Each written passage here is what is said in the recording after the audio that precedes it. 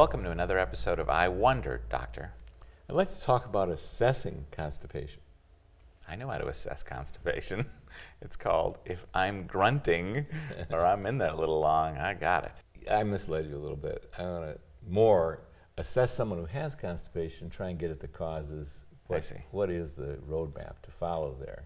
And one of them is if you're not alleviating constipation, which most people will do, through drinking more water, improving your diet, exercising, etc., then you're in phase 2 of assessing constipation. And this, I suggest professional interaction with. You know, I begin with, in most cases, a complementary, an integrative physician. Although there's some cases we want to go right to the gastroenterologist. Like if you're putting out blood in your stool, you got a lot of pain, you got a lot of diarrhea, for example. Sometimes you want to start with a gastroenterologist. And, you know, quite likely, if you got something significant going on, they're going to want to do a colonoscopy. And what I say to that is say yes. Just say yes. It's a great test. It has relieved so much suffering on this planet. To pick up on a polyp early before it turns cancerous and just snip it out of there with something you're not feeling it. So what I hear you saying is if I have occasional constipation, we're not talking about that. Or if I've got constipation, but I healed it by changing my diet or exercising enough or drinking enough water, we're not there. This is about if I've done all those things and I continue to have constipation, now I need to assess why I've got it.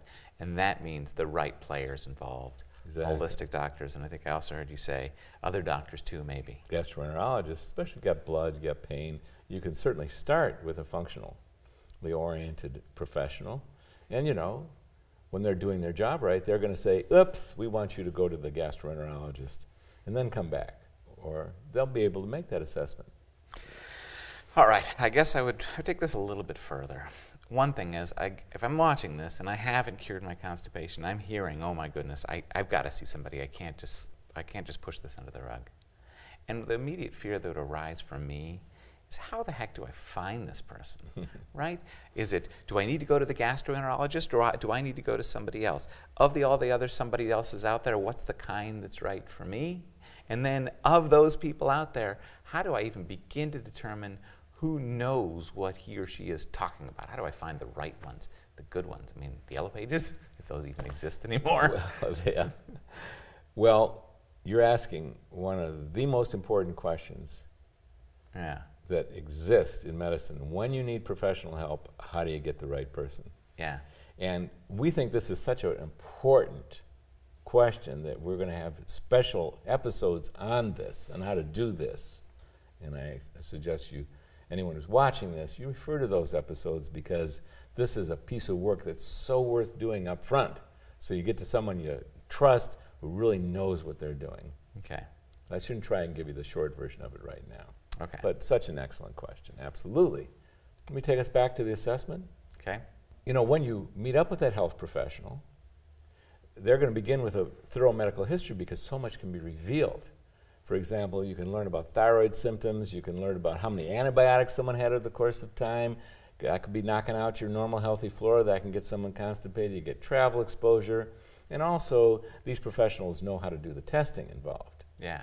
Now, I always begin with having someone do some home testing prior to their first visit with me. Like one thing I love to know is the transit time. How long does it actually take food to move from the mouth into the toilet? And what we do is something we call the beat test. Yeah. Where, for example, if it's traditional for a patient to have a morning bowel movement, I have them take beets the night before. And let's say the toilet water turns red. And what do you mean by take beets? You mean eat beets? I do. And organic beets, grated into a salad, or just eat whole organic fresh beets, not canned beets, the whole fresh ones. Yeah. And it's unlikely that you're going to digest those 1,000,000%. There's liable to be a little red lingering in the toilet. And if you ate them at night and it shows up in the morning, that is a 12-hour transit time. All right, so I eat it. I eat a bunch of beets and I start a clock. Yeah. And I'm waiting to see red show up in the toilet. And that's a measure of transit time. That's right. Okay. And if it doesn't show up that next morning, 12 hours later, I ask you to repeat the test, especially if you're having a traditional morning bowel movement. Yeah. I ask you then to have the beets for breakfast and see if it shows up 24 hours later. Okay. And hopefully the toilet does turn red after that. And if it doesn't, you keep watching that toilet and see, oh my God, it's 3 days, it's 36 hours before the toilet got red. Well, what the things that matters most to me as a practitioner evaluating you is you've told me how long it takes food to move, you told me about what your transit time is. That's a very important piece of information for me to deal with. And then there are these very sophisticated stool tests that actually in the United States there's only 3 or 4 labs that do them, that measure the bacterial flora in there, measure the germs, even through DNA testing of the germs' DNA. Yeah. Measure the yeast or parasites in your stool. Measure is there too much fat showing up in your stool, meaning you didn't digest it. And are there too many vegetable fibers in your stool, meaning you're not digesting this completely.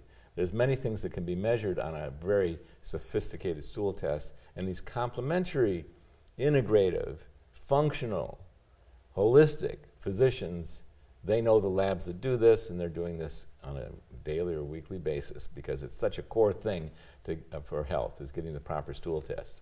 Yeah. So there's a lot to figuring out why someone is constipated, and that's why you need to go to a good holistic or functional doctor to break this process down and figure out why they got it. That's the good news. Yeah. There's a lot of possible causes, a lot of things that you can do. Now again, if you're just embarking upon constipation, I certainly would begin with drinking more water, eating a lot of fiber, doing more exercise, maybe enhancing your digestion through supplements and betaine hydrochloride. But if you don't pass that test, if that doesn't improve that constipation, get you regular and get you a short transit time, like 12 hours, then it's time to move on with professionals. Now, as you know, this is only the beginning. We created the weekly school, and we put into it everything we can think of to help people heal. There are more videos in this series available in our weekly school. Click to join. It's free.